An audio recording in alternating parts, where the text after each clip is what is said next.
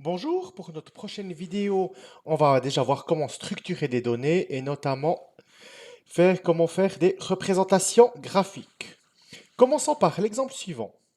Donc on a un quartier qui est composé de 50 ménages et on considère la variable statistique quantitative discrète, x, qui représente le nombre de personnes par ménage. Les données, les voici. Donc, autrement dit, qu'est-ce qu'on a fait? On est allé dans un quartier de 50 ménages et on leur a demandé à chacun combien de personnes vivent chez eux. On a recueilli les données suivantes. Bien sûr, lire ça, c'est pas commode. Bon, là, ça va encore parce que c'est mis dans l'ordre.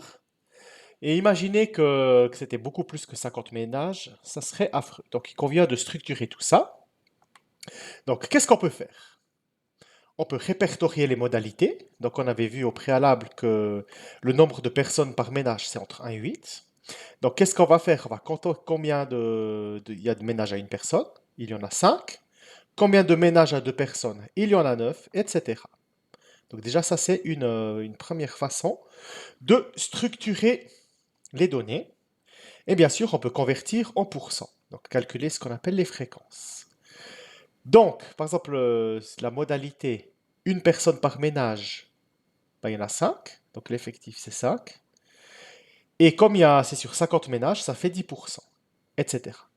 Notez que la modalité 7 personnes dans un ménage, ben, elle n'apparaît pas. Donc cette ligne, on pourrait l'enlever.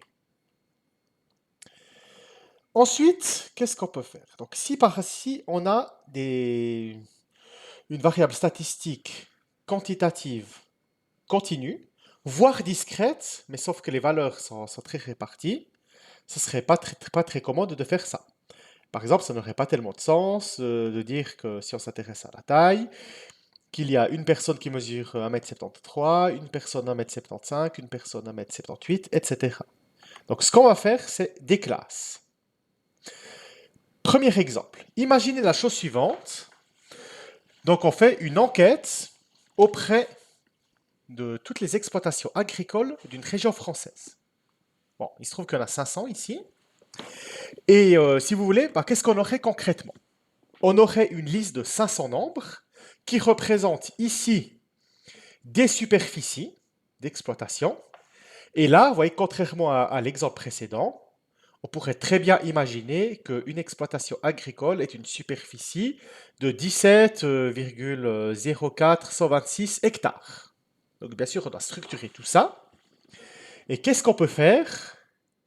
On peut structurer pour dénombrer que jusqu'à 10, il y en a 48, donc jusqu'à 10 hectares, qu'il y a 62 exploitations dont la superficie est entre 10 hectares et 15 hectares, etc. Donc ça, c'est déjà une manière de structurer les choses.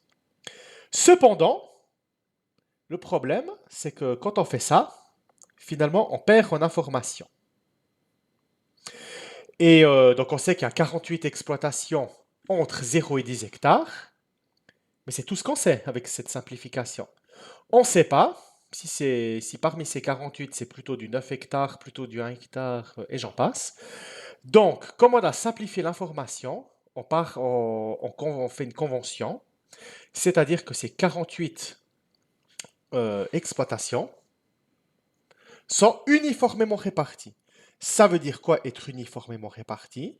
Ça veut dire que si on devait classer ces 48 exploitations de la plus petite à la plus grande, il y aurait le même écart de superficie entre une et la suivante dans ce classement.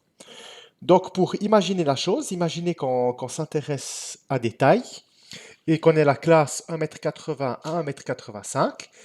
Et imaginez que dans cette classe, il y ait 10 personnes. Ben, on sait jusqu'à 10 personnes entre 1,80 m et 1,85 m.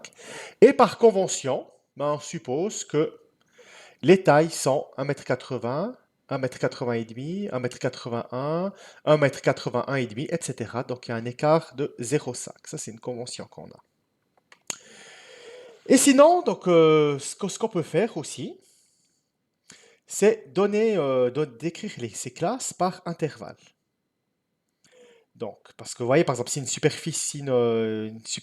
exploitation a une superficie de 10 hectares tout rond, on ne saurait pas dans quelle classe la mettre. Donc, observez bien les crochets. Donc, dans notre exemple, on convient que la première classe, c'est de 0 non compris jusqu'à 10 mais compris. La suivante, c'est de 10 non compris jusqu'à 15. Et la convention qu'on fait, puisque vous vous rappelez qu'avant c'était mis à partir de 30, ben, vous voyez que la première classe, elle est de longueur 10. Donc il y a un écart de 10 entre 0 et 10. Donc on va faire pareil, on va se définir une superficie maximale pour, pour se simplifier la vie. Et du coup, ce qu'on peut faire, c'est des représentations graphiques. Donc tout d'abord un diagramme circulaire, un diagramme en camembert. Donc vous voyez que cette zone-là, c'est les exploitations entre 0 et 10. Ça, c'est entre 10 et 15, entre 15 et 20. Mais maintenant, qu'est-ce qui définit la taille d'une tranche? Ben, c'est l'angle. Et comment est-ce qu'on trouve l'angle? Ben, on sait que le 100% ou ça sans exploitation, ça revient au même. Ça correspond à 360 degrés. Et puis là, c'est de la proportionnalité. Donc, par exemple, pour la première, on sait que 500 exploitations, c'est 300 degrés. Et puis, on se demande 48, quel angle ça fait. Donc, c'est comme ça qu'on le construit. Ce qu'on peut aussi faire, mais ça, c'est uniquement pour les variables quantitatives discrètes, on peut faire un diagramme en battant. Donc, si on reprend l'exemple des ménages avant, ben, vous vous rappelez que les modalités, c'était les nombres entre 1 et 8. Donc, des ménages à une personne, il y en a 5. Donc, à la modalité 1, on va jusqu'à 5. À la modalité 2, on va jusqu'à 9 parce qu'il y avait 9 ménages à 2 personnes, etc. Après, pour les variables continues, ou du moins quand on fait des classes, on fait ce qu'on appelle un histogramme. Donc, c'est comme un diagramme au bâton, sauf que là, ça se touche. Donc, vous voyez que les modalités, c'était entre 0 et 40. Donc, sur le premier axe, par exemple, là, on a 5, là, on a 10. Et après, ce qu'on serait tenté de faire, tout simplement, c'est quoi? C'est de regarder les classes et les effectifs. Donc, de dire qu'entre 0 et 10, on monte à 48, parce que l'effectif, c'était 48. Entre 10 et 15, on monte jusqu'à 62. Mais en fait, c'est faux de faire ça. C'est faux de faire ça et il y a un petit problème. Pourquoi? Parce qu'en fait, si on regarde, la première et la dernière classe dans notre exemple, elles sont 2 fois plus longues que les autres. Les classes du milieu sont de longueur 5 et les autres de longueur 10. Donc, vous voyez, si pour la classe 0,10, on montait jusqu'à 48, ben, vous voyez que ce rectangle, on pourrait le couper en deux pour former ainsi deux nouveaux rectangles. Un pour la classe 0 à 5, un autre pour la classe 5 à 10, et par conséquent, qu'est-ce qu'on lirait? Qu'il y a 48 exploitations dont la superficie est entre 0 et 5, et 48 entre 5 et 10. Ce qui fait, entre 0 et 10, 48 plus 48, 96. Donc là, c'est faux. Donc en fait, ce qu'il faudrait faire, c'est ce qu'on appelle rectifier les effectifs et dire que, puisque entre 0 et 10, il y en a 48, ben, comme on veut diviser en deux cet intervalle, on divise les effectifs en deux. Donc ça donnerait entre 0 et 5 un effectif de 24, entre 5 et 10 un effectif de 24. Et si on additionne les deux, on trouve bien 48 exploitations entre 0 et 10. Et voici l'histogramme correct. D'ailleurs, si on veut vous tromper, c'est une technique classique, hein, ça de faire l'histogramme que je vous ai montré avant. Sinon, comment on fait concrètement pour corriger les effectifs? On choisit une classe de référence de largeur L. Donc, dans notre exemple d'avant, c'est une classe de largeur 5. Ensuite, qu'est-ce qu'on fait? On divise, puis après pour une classe quelconque de largeur L, donc par exemple pour la classe de largeur 10 d'avant, puis d'effectif 48 qu'on avait avant, ben, qu'est-ce qu'on fait? On calcule 48 divisé par 10. Puis après, on fait fois 5. Donc, fois la longueur qu'on veut.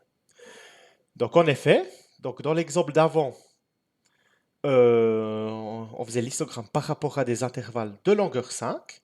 La classe de longueur de la classe 0,10, elle est de longueur 10.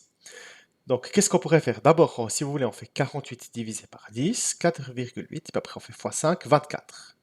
Donc, on retrouve le 24 qu'on a obtenu avant. Voilà pour cette vidéo.